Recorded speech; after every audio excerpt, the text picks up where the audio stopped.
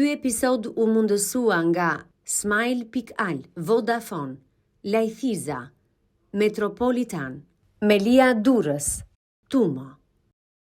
Vilma Bojaxhiu, mirë se erdhe në Zë me Mirën podcast. Faleminderit Mira, faleminderit shumë për ftesën. Që thua ti, kam një vit e ca që e pres këtë ftesë.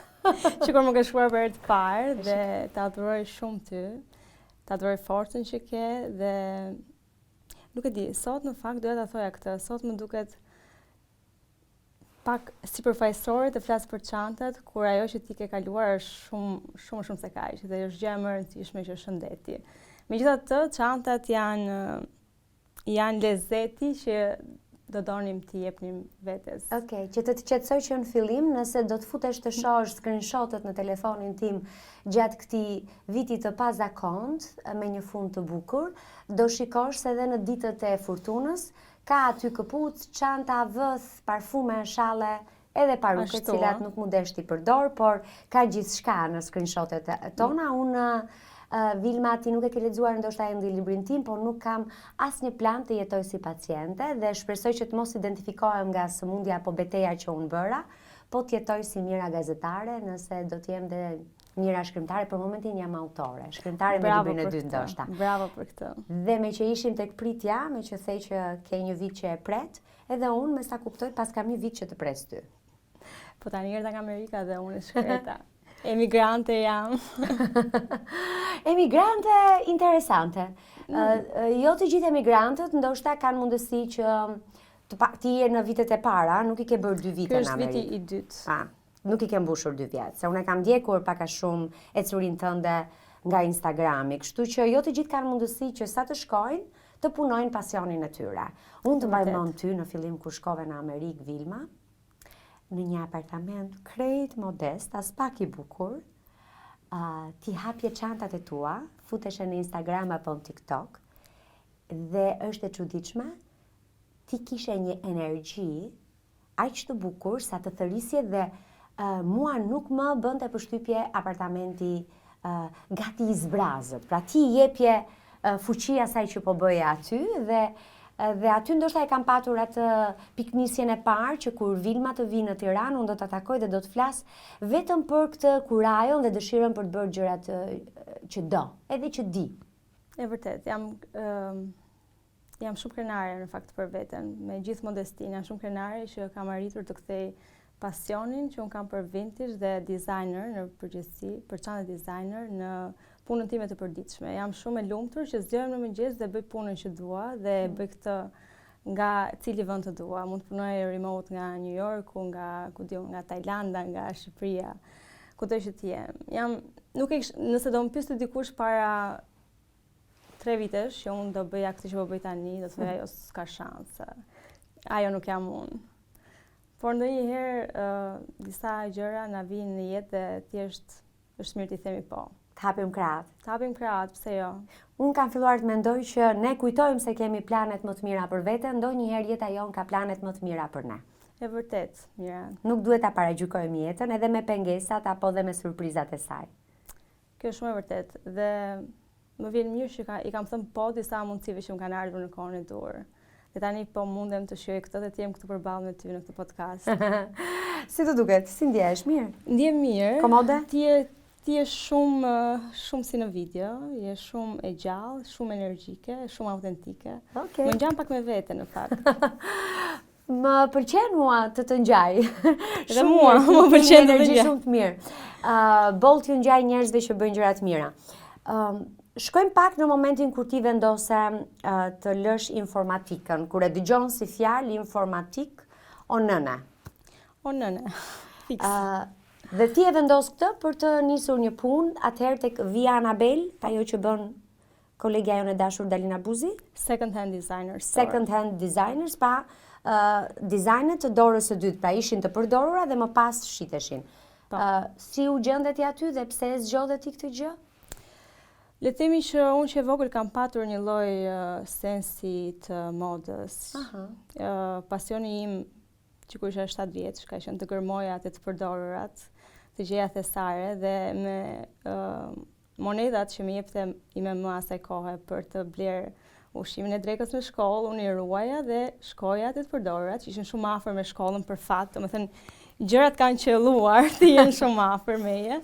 Dhe çdo të ardhur që kisha e shpenzoja aty, doja të isha veçantë, doja që të mos blija diçka te tregu, siç mund të thuhet rëndom, por të gërmoja materiale të mira, aty zbuloja brende të reja, blija po themi kuçineli për 100 lekë të reja dhe e Google pastaj. Ti e ke gjetur Brunellon që atëherë?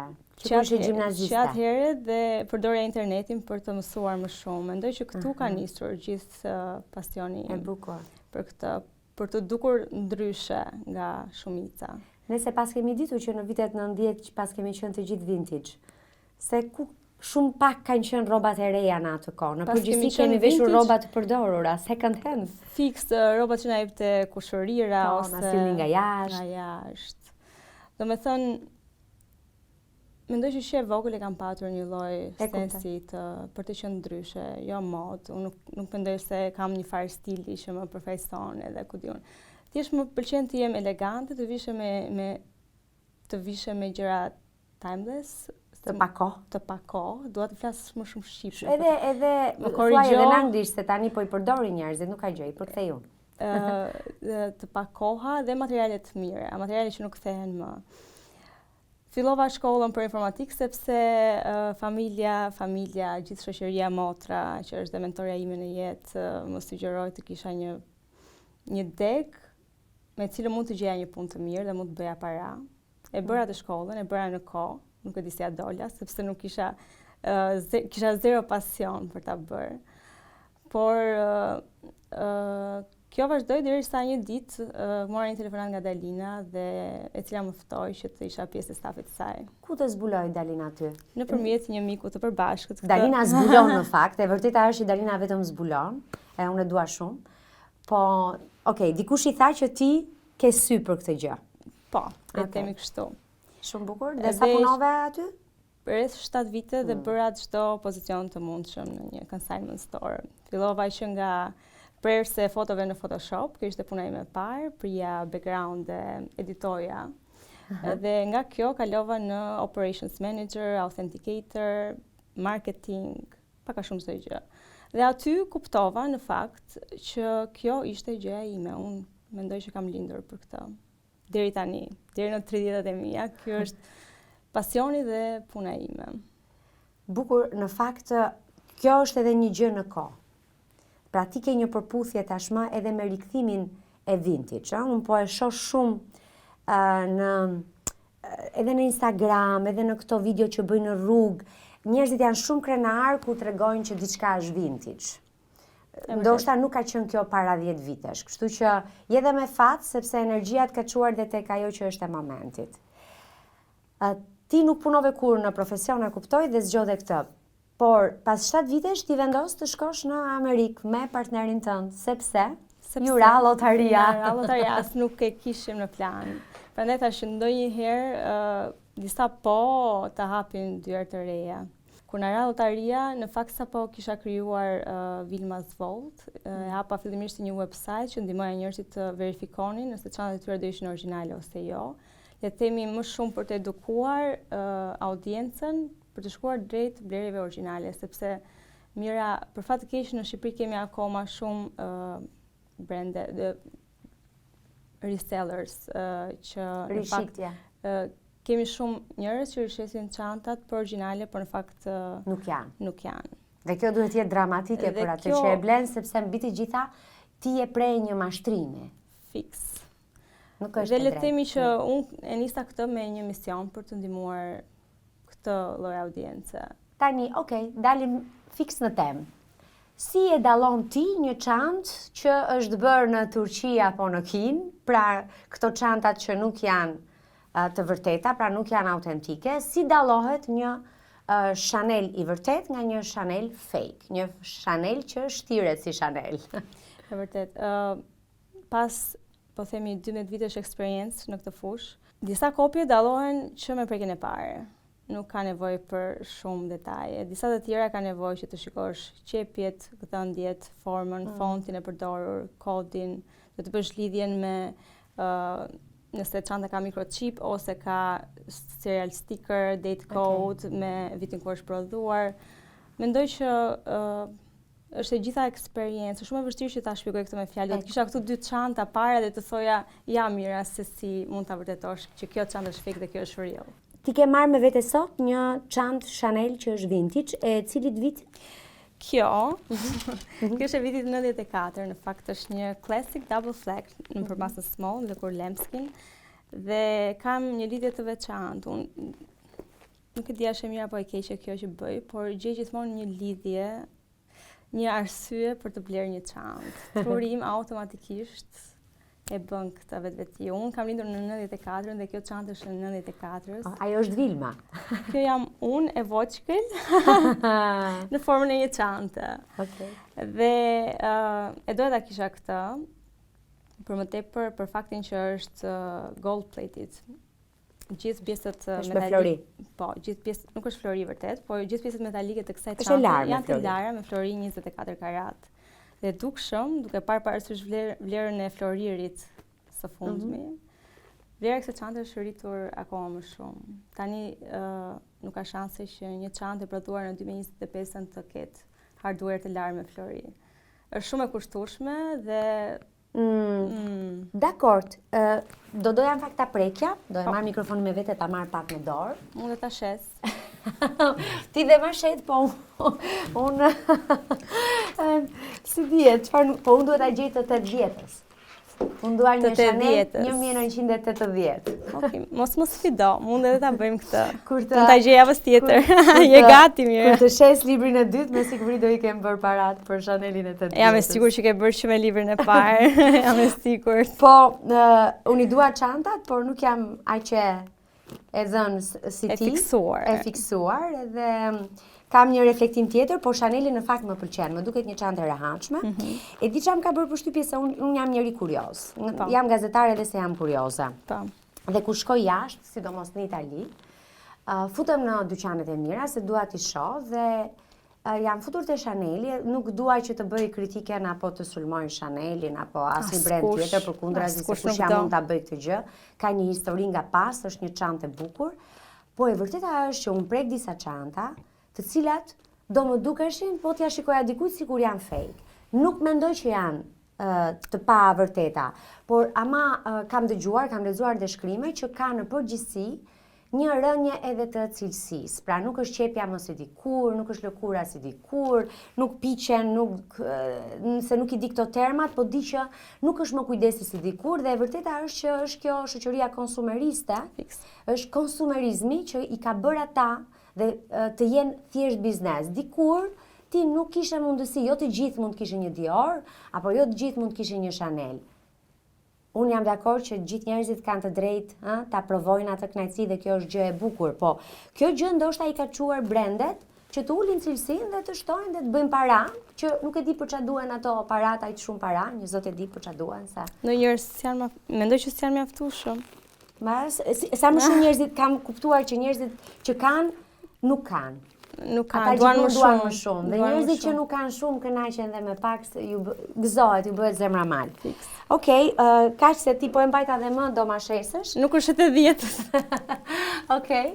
Por jo, unë do doja po të blija një çantë second hand, me siguri do doja të gjeja një Celine, se ta thash kur takova. Kam një simpati i dashuri për Celine. Dhe unë kur të kam parë, për herë të parë, nuk e di pse, një Celine Phoebe Philo do thoja unë. Phoebe Philo është stilistja ime preferuar. Nëse ti do ishe një çantë, do ishe një Celine nga Phoebe Philo. Po, më pëlqen edhe stili i veshjeve të asaj. Kur ta gjesh, më lajmëro. Se do bëj çdo bëj. Patjetër. Ta kam numrin tani. Cila është çanta vintage që preferohet më shumë? Chaneli? Diori, Louis Vuitton, Hermes? Mendoj që Chanel. Më shumë se Hermes? Vintage, po. Vintage, po. Sepse nuk e di për cilën arsye, ndoshta për shkak të rrjeteve sociale, tashmë gocat preferojnë Hermes nëse janë mini Kellys ose çanta që janë koleksione të reja. të paktën në Shqipëri, po flas për Shqipërinë. Ndërkohë jashtë shikon vipa si Lady Gaga, Hailey Bieber, Kendall e të tjerë që mbajnë vintage Kelly, si mbajnë kështu të shkatruara, të përdorura me shenja, me gjëra, me xhingla. Dhe janë shumë rehat, shumë krenare në to. Ndërkohë në Shqipëri duan gjithmonë duan eksperiencën e të hequrit të qeses. Këtë duan të bëjnë. Me ato që bëjnë atë lëvizjen kështu që nuk më pëlqen fare mua dhe më irriton. Atë asmër që shpaketojnë gjëra. Po. Nuk e dua atë. Okej. Po për vintage do thoja vitet e fundit i pëlqen shumë vintage Chanel. Mendoj që kam dhe unë një dorë te kjo.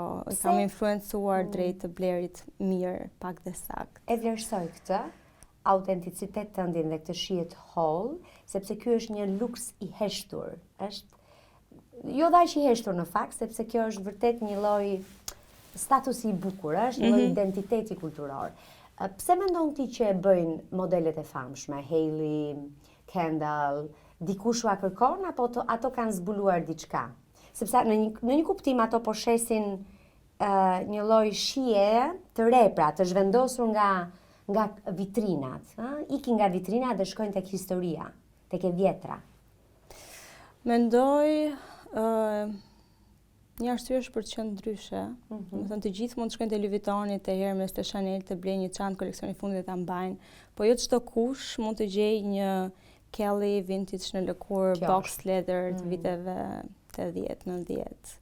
Me atë lëkurën si gjalp them unë ndonjëherë, më pëlqen ti përshkruar kështu si shumë të prekshme këto lëkurat.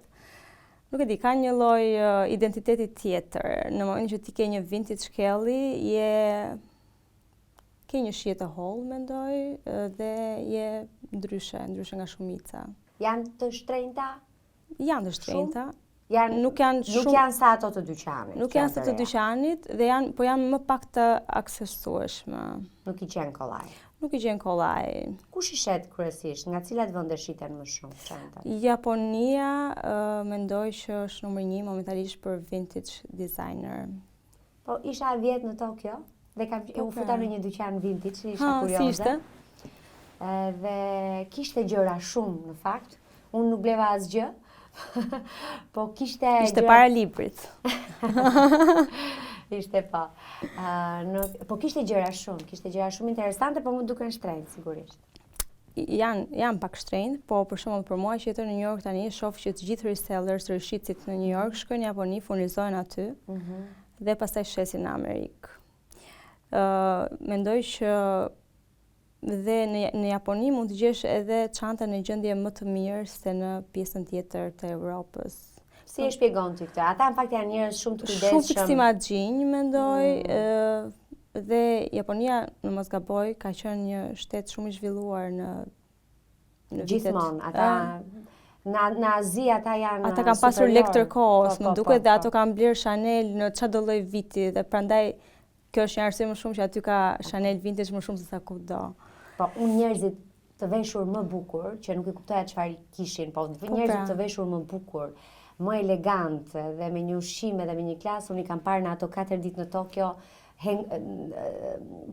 jet lag, në fakt se dhe ti me anglishtën tani do na gjykojnë. Po jet lag është term pra, që ti nuk e kam gjetur në Shqip, po që isha edhe pse në marrje mendsh nga avioni. Nuk flija dot gjumë. Kështu që ishtin orare totalisht të kundërta, po njerëz vërtet me shumë shije dhe kanë një lloj kujdesi edhe për higjienën dhe për çdo gjë ata kanë respekt, absolutisht, edhe për rrugët. Por Europa në fakt ku është? Italia? I shet çantat? Italia shet çanta. Unë për shembull bëj shumë sourcing, një tjetër fjalë anglisht. Burime, po, ke shumë. Unë blej shumë çanta në Itali që i shes më pas në Shqipëri ose në Amerikë. Mendoj që duke qenë se shumica çantave brendeve kanë lindur në Itali, aty është dhe më aksesueshme dhe i gjen me çmime shumë të mira. Por është bërë shumë fast fashion edhe shumë e shpejt edhe në Itali kjo modë. Domethënë rrallë herë qëllon që të gjej vintage të mira në Itali. E kuptoj. Po në Paris? Në Paris kam qenë kur, me thënë drejtën, duhet shkoj. Këtë vit isha në... Lady Chanel nuk ka shkuar në Paris? Jo. Te Coco Chaneli? Të bëj thirrje bashkëshortit tim që duhet ti duke e parë këtë video të më çojë të presa të biletë dhe të më çojë në Paris. E meritoj tha dhe mira. Si quhet bashkëshorti? Giuliano. Giuliano e thash edhe unë. Unë kam shkuar të 7 herë vetë. Brava. E di qa do marrë motrën një ditë dhe s'do e pyes fare, ti do shkoj me motrën dhe do bëjmë pazar. Shkove të zemër mos pritë të çoj një burr. Fiks. Se kemi idealizuar shumë Parisin. Parisi është për të shkosh me shoqet, të shkosh me motrën. Po e ka ngel kjo. Edhe me Giulianot. Edhe me Giulianon. Një kemi. Jo, edhe Giulianot futa dhe veten time si fenomen, si partner. Mos të zotë kemi shumë, një me si po e mbajmë. Çanta duhen shumë. Çantat Burra pafund. Sa më shumë, aq më mirë. Më shaka duhen pak edhe sakt, edhe çantat. Edhe burrat edhe çantat. Sa çanta ke ti? E dija që do e bëj këtë pyetje. Nuk kam një numër. E di pse, sepse unë blej edhe shes tërkohës. Do të thënë jam tërkohës, kam një Excel që e kam bërë para ca kohësh, para ca vitesh në fakt. Po nuk e updatoj shpesh, sepse është shumë e shpesht kjo lëvizja që unë bëj me çantat. Për Një shembull, mënyrë elegante kjo për të mos e thënë numrin e çantave. jo, realisht nuk e di. Okay. Duhet të i kam të shpërndarë disa në Amerikë, disa këtu. Jam tërkohës në kërkim të rejave, jam tërkohës duke shitur disa që përdor më pak. Okay. Për shembull tani në pop-ups të fundmi, shita shumicën e çantave që kisha në Tiranë. Okay. Dhe kam vendosur të jem pak më selektive, sepse mbaja disa çanta që kishin një vlerë emocionale, por në fakt nuk i përdorja, kisha 2 vite që si përdorja, dhe në këtë rast mendoj që është shumë mirë që të shesim ato që nuk përdorim. Ka njerëz të tjerë që do dëshironin ta kishin. Po, shumë mirë dhe është një ide e mirë kur mërzitesh me diçka, pse jo. Po kur ti thej që ke pak çanta dhe nuk mban mend sa ke, unë që e mbaj mend sa kam. Janë shumë, prandaj si mbaj mend. Unë që e mbaj mend sa kam, nuk e di sa, nuk quhet pak, quhet që s'pas kam çanta fare. Se unë për shembull, nëse ti do më pyesje, apo nuk e kurioze? Jam shumë kurioze. Unë në fakt e di, ti të kam stalkeruar në Instagram, e di që ke një gojart. Atë kam lajfaj. Një lueve duket kashte. Po, në verë, atë të verës, po është e vërtet. Një totem. Kam një totem kaf. Kam dhe një demelier të zezë. Demelier të zezë. Po pra, shikon që... Edhe kam dhe një tjetër të zezë që është një çantë që e kam blerë në Lecce, është e gjitha lëkur, është në Itali dhe është një tote bag. Një trast. Një trast, po që më pëlqen shumë ajo, si çantë. Kaq kam, 4-5 çanta kam gjithsej, nuk kam asnjë. Të duhet ajo Selin, pra të duhet. Më duhet. E gjejmë justifikim gjithmonë për diçka. Por unë nuk dua shumë çanta në fakt. Për shembull, unë fiksohem me një çantë dhe dua ta mbaj gjatë gjithë stinës. Ose për shembull kam 4 vera që i kaloj me çantën e luevës që thua ti që është ajo e kashtës së vogël. Është pak e vogël, po më pëlqen, është e çuditshme zë. Po dhe të shkojnë. Dhe nuk prishet asnjëherë. Kështu që nuk është se nuk jam një njerëz që më pëlqen të ndroj shumë çanta. Edhe unë që kam shumë, nuk është se i ndëroj, me thënë drejtën. Ndonjëherë kam shumë raste që kam një veshje dhe nuk kam një çantë. Një rast shumë e trisht që unë Shumicën e rasteve kam pa çantën e duhur. Unë rishes 100 çanta në muaj dhe nuk ka raste që nuk kam një çantë dhe përfundoj me një trast. Dal me një trast. Çfarë shet ti në sytë e vajzave dhe grave kur blejnë çantën që duan, që e ëndërrojnë? Shkëlqim, i shkëlqejnë syt. Shkëlqimin që kam patur dhe unë kur nisa punën time të parë, dhe në fakt bëja 2 punë. Një punë, një rrogë, me një rrogë ushqesha, vjetoja, me rrogën tjetër e kurseja dhe blija një çantë. Edhe ai ushqim është, i dyti. Ushqim për shpirtin. Nuk e di, mendoja ishin kështu si milestones të vogla, si ta them shqip milestones. Gur themeli. Ishin si gur themeli të vogla që i hidhja. Sa herë blija një çantë duke sigur po e bëja këtë për veten time, ndjesha më mirë me veten time, ndjesha më në lëkurën time. Ishte sikur po i bëja qefin vetes. Është sikur t'i japësh një darkë të mirë vetes, domethënë ka një lloj vlere emocionale. Një shekull ka që jetojmë ne me idenë e çantave, çantat se unë shikoj nga filmat e vjetër gratë me ato çantat e vogla, që në vitet 50, 60, mendoj. Dhe nuk e di se si mund të ketë qenë në shekuj të tjerë, por nuk besoj të ketë patur, nuk e di. Ka patur këtë vlerë, ka qenë thjesht një aksesor që mbante gjëra. Se sa vjen dhe bëhet më e vogël çanta, po e ke vënë re. Këtë vit po zmadhohen më duket mua, kanë krijuar disa çanta të mëdha. Po, më në fund, sot kot që moda e njërë në 20 vite rikthehen. Prandaj duhen ruajtur gjëra. Duhen ruajtur, sidomos ato që janë vintage, mos i falni, mos i hidhni kurse si, por mbajni, se asnjëherë nuk i dihet. Çantat që nuk e humbin vlerën janë Hermes dhe Chanel apo dhe Dior, nuk po them nuk e humbin vlerën, po them që e mbajnë më mirë vlerën në tregun e rishitjes. Louis Vuitton e mban pak mirë vlerën, por gjithashtu ka një vlerë të konsiderueshme. Po Goyardi? Dhe Goyardi jo të mira, s'është as pak keq. Goyardi është shumë quiet, është madje dhe çmimet nuk i ka në website, nuk e di a ke vënë re. Për të blerë një Goyard duhet të shkosh në butik për ta blerë, nuk mund ta blesh online.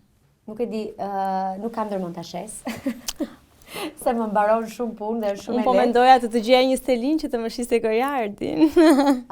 Dakord, për Selinin e bëjmë shkëmbimin. Jam shumë dakord. Edhe më pëlqen ideja, pse jo? Për pak ndryshim. Po, her pas here duhen ndryshime. Ky është biznesi yt.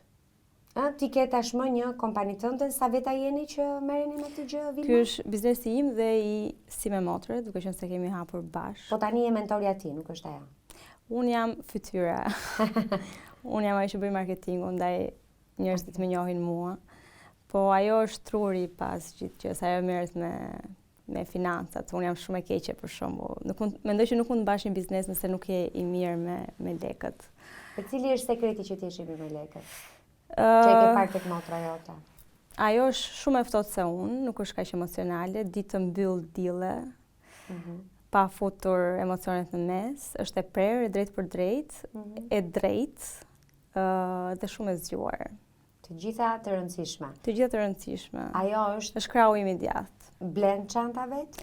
Atë e kam detyruar unë të nis të blej çanta, sepse nuk e ka patur kur një.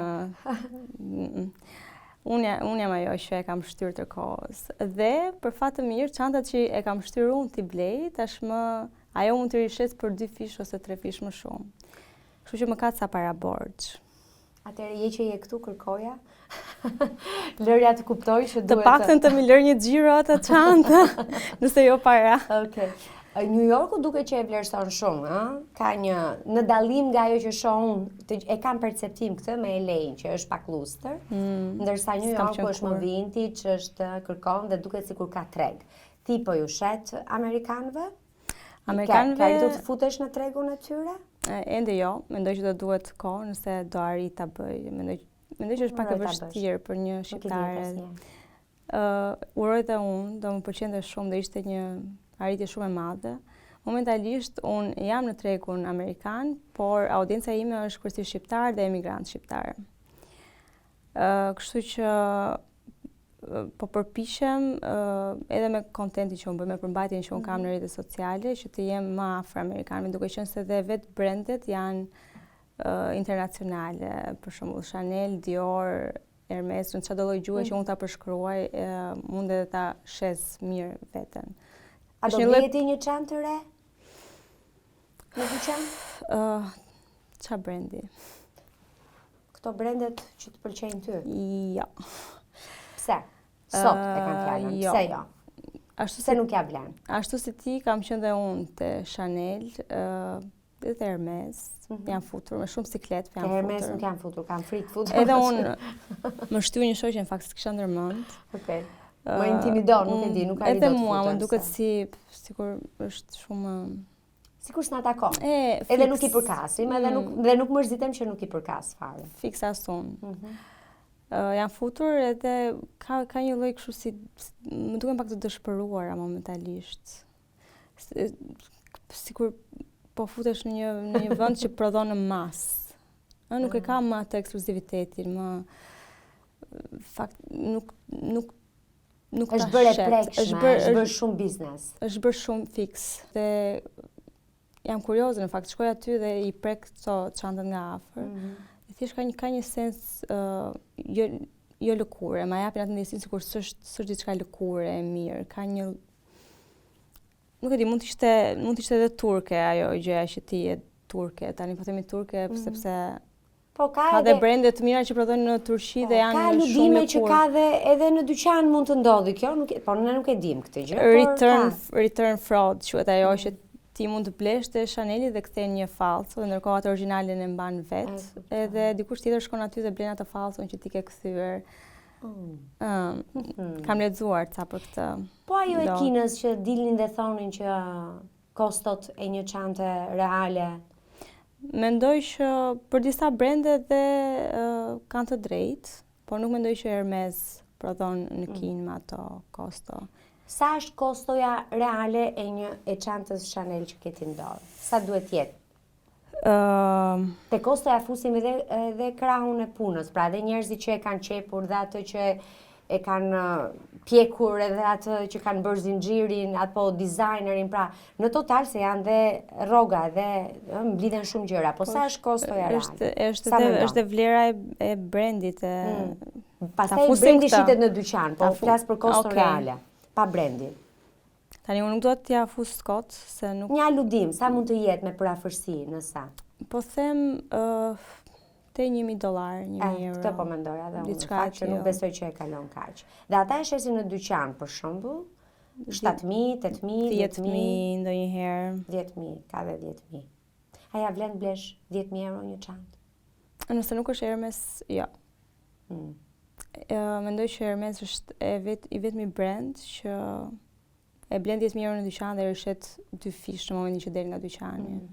Ti shet online, nuk ke një dyqan fizik. Ishe në Tiranë bëre një pop-up store që do të thot një shfaqje e beft për pak ditë. E bëre me Obu Gallery.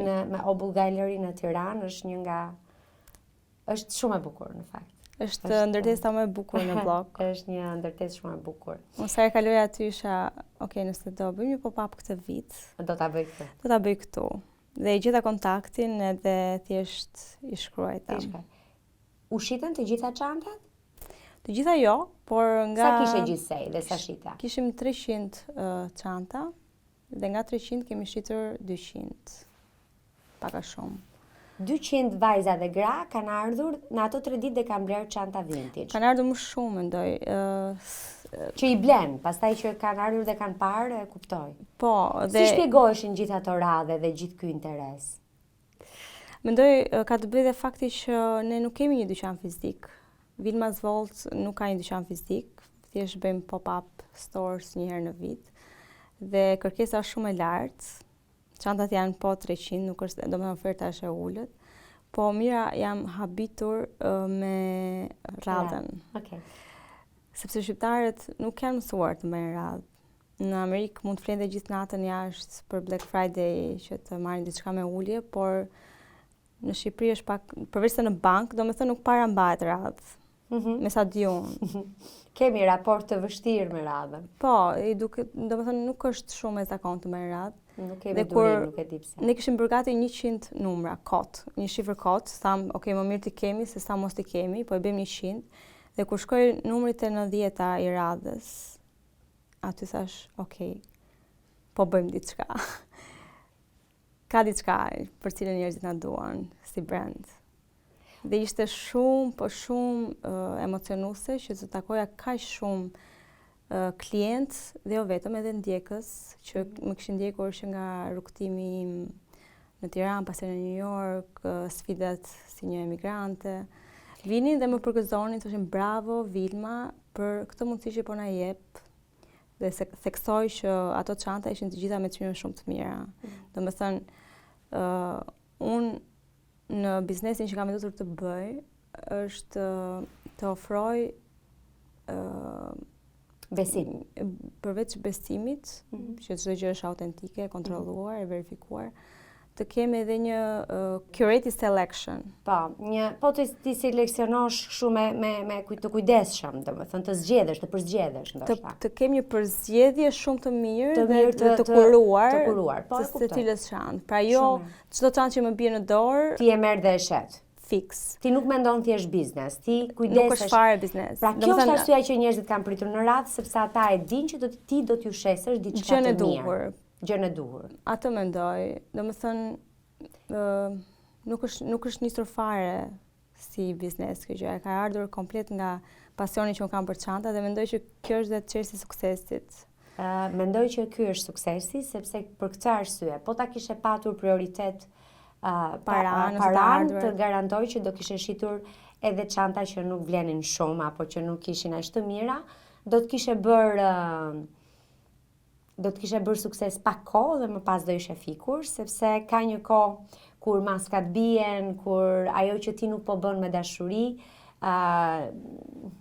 njerëzit nuk janë budallë, njerëzit janë zgjuar, e kuptojnë gjithmonë dhe është shumë e rëndësishme të kesh besim. Ti e ke ndërtuar këtë gradualisht.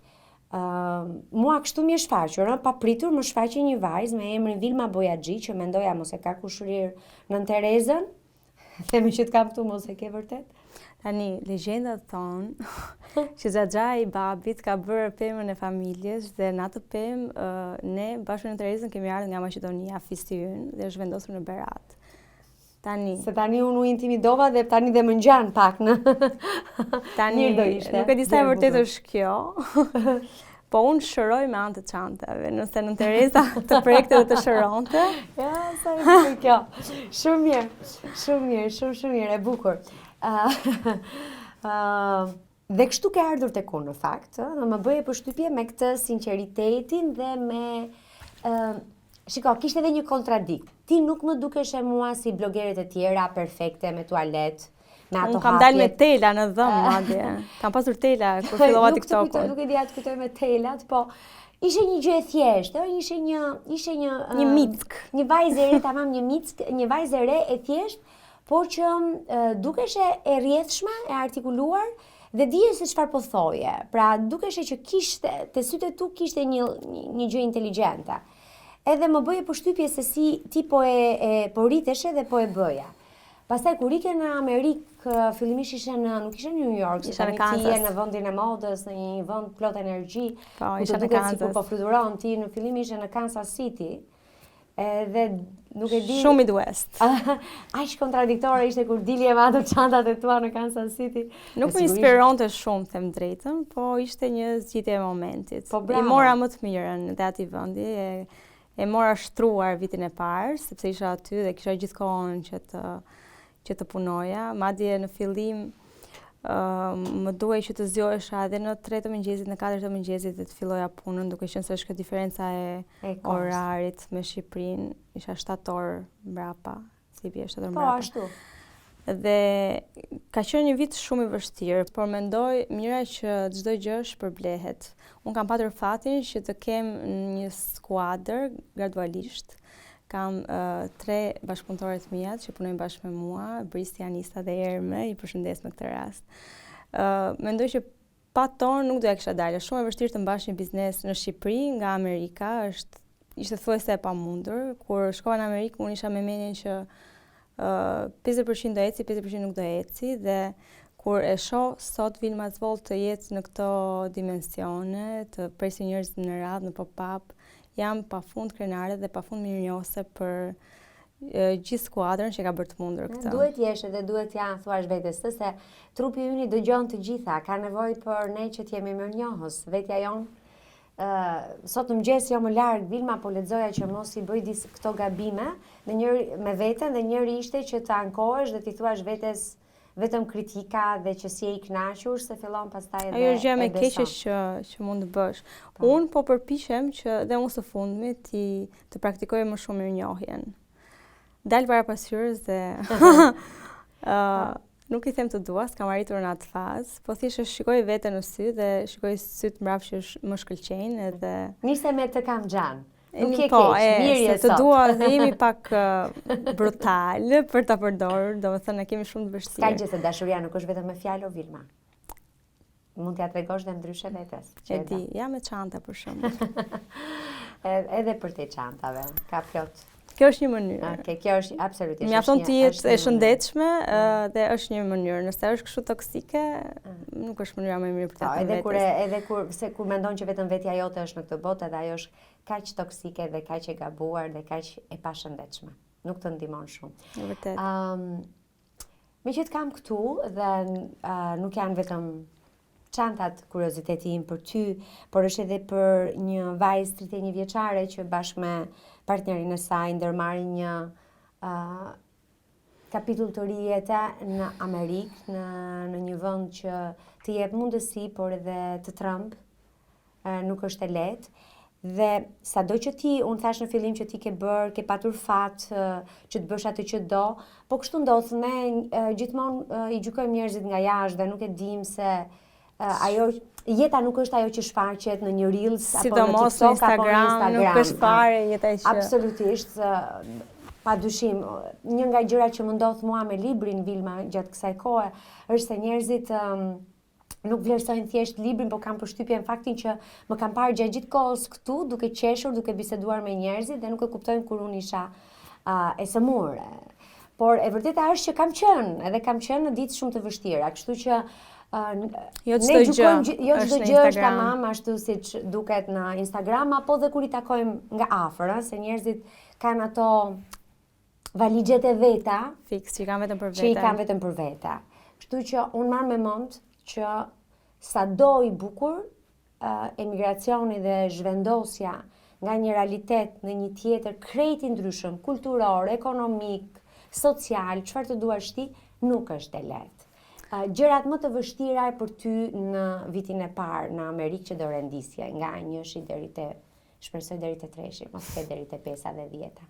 E para që më vjen kështu vetvetiu, pa më menduar gjatë, është malli për familjen. Unë s'kam qenë kur larg familjes. Homesick thoni ju atje. Shumë thon ata. Okej, ata. Mirë, shumë mirë, më pëlqeve. Shumë e vështirë të kalosh festat larg familjes, Krishtlindjet, ditëlindjet. Kjo 1-2 kultura. Përballë me një kulturë krejt ndryshe. Unë këtu në Tiranë jam njëri shumë social, dilja tërkohës, më binte telefonin tërkohës për të dalë për të takuar me shoqëri, me të njohur. Aty ka secili jetën e vet, ka atë mundësisht funksionon gjithë me agent, nuk ka kështu, jam këtu poshtë pallatit, do dalësh, shpresësh pimi kafe, domethënë këto gjërat nuk ekzistojnë në Amerikë. Ushqimi, unë nuk jam një ngrënëse e madhe, por jam detyruar të gatuaj vetë, sepse ushqimi jashtë, sidomos në Kansas, ka qenë shumë amerikan, domethënë shumë biftek, shumë mish, barbecue. Unë nuk jam vegetariane, po s'më pëlqen të konsumoj mish. Nuk është i preferuar. Si ja bëre me ushqimin? Fillova të gatuaja, shkoja bëja pazaret, fillova supë krem brokoli, pul me pilaf, mësova tavën e kosit, së fundmi tavën me patlıxhan. Nuk e di, më jam surprizuar nga vetja. Jam kështu, wow, Vilma, moj ti. Kjo ushqimi 3, jemi të 3-shi, mira, nuk mendoj se ka shumë. Jam e lumtur. Jemi. Okej. E di pse jam të 3-shi, sepse un kam fatin që gjysmën e vitit ta kaloj edhe në Shqipëri dhe në Amerikë. Jam shumë emigrante, le të themi, e privilegjuar, sepse po bëj gjën që dua, nuk më duhet të punoj 2-3 punë dhe kam dokumenta, nuk jam ligjërisht në Amerikë, po të themi. Patë ndonjë moment që the se dia do të riun dot këtu, mund të kthehem në Tiranë, apo a e thua ndonjëherë këtë? Deri tani ne jemi në vitin e dytë dhe nuk them këtë, po them pas 5 vitesh a do dua të ri këtu apo do kthehem, sepse në mendjen time un kam vendosur një afat që është 5 vite. Dhe pas 5 vitesh un do shoh nëse është e arsyeshme për ne të qëndrojmë aty, nëse e ndjej të qëndrojmë gjatë apo të kthehem. Kështu thonë të gjithë, Kështu thonë vendosin të disa gjithë. thate dhe kalojnë 20 vite dhe thonë tani është shumë vonë, nuk kthehemi dot më. Dhe çështja është që mua më pëlqen New Yorku, më pëlqen dhe Tirana dhe secila ka ato të mira dhe të këqijat e veta dhe nuk di mira, në këtë fazë do ta shoh këtë videon pas 5 vitesh dhe do them moj ti, ta dish ti. Unë shpresoj që t'jesh duke bërë si gjithmonë gjërat që dua. Kjo është t'jesh e rëndësishme. lumtur, nuk ka rëndësi se ku. Fiks. Mendoj që ti jem e shëndetshme, është më kryesorja, ti jem e lumtur. Pastaj njeriu e bën vetë jetën kudo që të jetë. Sidomos në shqiptarët, jemi kudo të na hedhësh, bëjmë çajm. Neve mbjellim trëndafila në shkretët Shkretë të tjerë.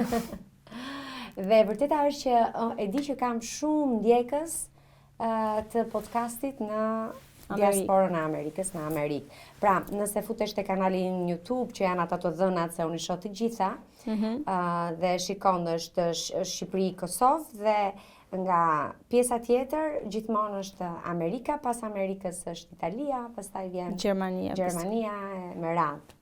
Prandaj do të vish më shpesh mira në Amerikë. Po kam ardhur kështu, jam përpjekur të vi një herë në vit të paktën. Unë kam një shtëpi shumë po vogël. Po unë vi çdo të premte. Vërtet të premtes. Ne do duam fizikisht të prekim, të pimi kafe. Unë kam një shtëpi shumë të vogël po thoja, po kam një divan që hapet për çdo mik. Po sidomos me gjatësinë time në zë. Të nxë dhe është goxha e rehatshëm. Ti jeton në Astoria në New York? Po, në Astoria në Queens. Kam kaluar, kam qenë një herë në fakt, edhe është një zonë ku ka një lloj gjallërie. Përzierje kulturash. Është shumë afër me Manhattan. Është shumë afër me Manhattan, është shumë afër zhurmës, po dhe larg në të njëjtën kohë. Unë jam në një lagje që është goxha e qetë, po nëse do dua zhurmën jam 20 minuta larg me tren. Domethënë kemi zgjedhur të jemi aty sepse nuk kemi në të 20 tona për të jetuar në Manhattan. Mendoj që është shumë kaos për ne momentalisht. Edhe për ty 31 vjeç. Është, mira, është goxha mbytës, është shumë stimulues Manhattan. Po, vërtet. Sidomos për mua që jam kështu, wow, domethënë unë dal në rrugëve dhe jam sikur të punoja këtu ose sikur të kisha një vintage store të vogël këtu në Upper East Side. Domethënë jam tërkohës duke manifestuar gjëja edhe në East Village, po ngjitur me një restorant mirë aty. Për mua është shumë frymëzues New Yorku. Kjo është e rëndësishme shumë. Prandaj ja dalin njerëzit atje, se stimulohen tërkohës. Dhe prandaj ne vendosëm të lëvizim në New York sepse mendoj që është shumë e rëndësishme të jesh në një vend që të frymëzon.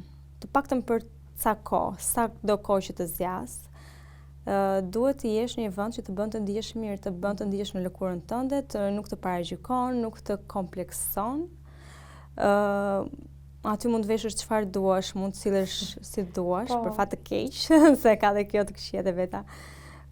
Dhe nuk të gjykon njëri, secili është në atë rrugën e vet, i ti e një pikë në oqean, nëse shkëlqen në Shqipëri, mund të shkëlqesh edhe në New York. Mendoj nëse ke dritën brenda dhe gjen njerëzit e dur, shkëlqen ku të dojë zemra aty.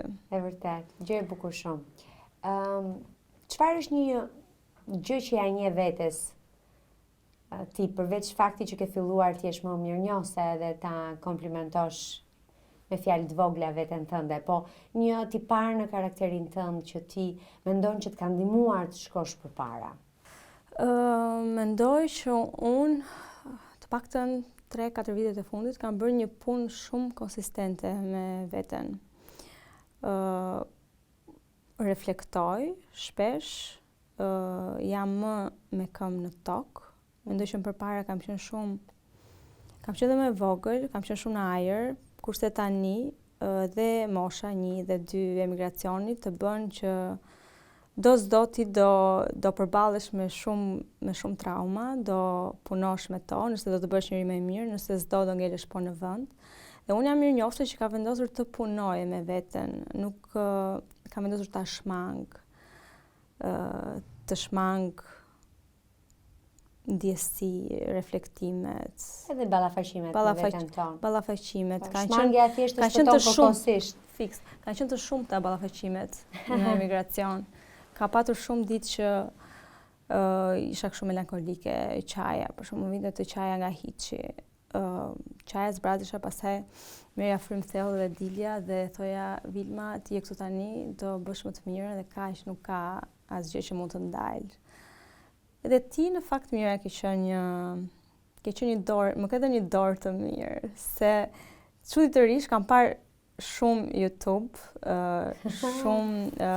ti ke qenë gjithmonë në sfond, sa herë isha duke punuar online për shembull, të li aty në podcastin Zë më mirë në sfond, edhe sikur më qetësonte, më bënte të ndihesha në shtëpi, më rikthente në Shqipëri. Mos më bëj të qaj tani. Faleminderit Jam unë shumë, qaj, nuk e di. Jo, vërtet, e vlerësoj shumë edhe në ka një gjë që më përmbush është të dëgjoj këtë nga njerëzit. Dhe si unë ka shumë emigrant. Është shumë, domethënë për ne njerëzit shqiptarët janë shumë të rëndësishëm, sado është kjo si thuhet, kjo që ka dalë tani që jo mostrimi shqiptar, kur emigrantët shqiptar nuk janë më të mirët për të shoqëruar, por ne, domethënë një shqiptar në emigracion ka nevojë për shqiptarët e tjerë, si do të jetë ai shqiptar, domethënë ne duam komunitetin ton. Ne kemi njëri tjetrin, ne dim gjuhën e njëri tjetrit, ne merremi vesh shumë mirë, pse? Merremi vesh shumë mirë. Jam fare dakord për këto përjashtime. Fiks, dhe është shumë e rëndësishme. Kjo na ka lënë pa ca gjëra. Ja, këtu e kemi gabimin. Solidariteti dhe dashuria për njëri tjetrin është e rëndësishme. Grekët i ke pa aty në storia si bëjnë për njëri tjetrin. Fiks, janë shumë të lidhur. Serbët si bëjnë për njëri tjetrin. Dhe unë jam munduar që të takoj sa më shumë shqiptare. Ke bërë shumë mirë. Më vjen shumë mirë dhe faleminderit shumë Vilma Bojaxhi. Bojaxhiu. Faleminderit shumë sepse gëzohem edhe faleminderit edhe që ma the. Unë e kam dëgjuar këtë gjë, e kam dëgjuar edhe më shumë, nuk e di pse, ndoshta edhe për shkak librit këto javët e fundit, dhe më takojnë për librin dhe më flasin për podcastin. Unë vërtet gëzohem, po e vërteta është që mua më shtohet pak ankthi. Pse? Sepse është përgjegjësi shumë e madhe që jesh do të premte dhe mos t'i zhgënjesh njerëzit dhe të vazhdosh të çosh shqiptar, histori, rrëfime, opinione të mira. Më shtohet përgjegjësia, më shtohet ankthi, më shtohet lumturia, po më rrim bashkë. Është pak ambivalente, kam dy ndjenja të kundërta, edhe gëzimin, krenarin, por edhe ndjenjën e ankthit dhe përgjegjësinë e madhe. Njëra ti po bën gjën tënde dhe po e bën shumë mirë, nuk ke pse të ndihesh në ankth. Po, nuk duhet, s'duhet humbur kurse si sensi, duhet mbajtur mirë, duhet ecë të shina e dur. Faleminderit shumë Vilma, turoj shumë suksese. Kurdo që ta gjesh çantën Selin, mund ta... Besoj nga java tjetër do të gjoni. Kaq shpejt? Normale. E një Vilma Zvolti, apo jo? Okej. Ky episod u mundësua nga Smile.al, Vodafone, Lajthiza, Metropolitan, Melia Durrës, Tumo.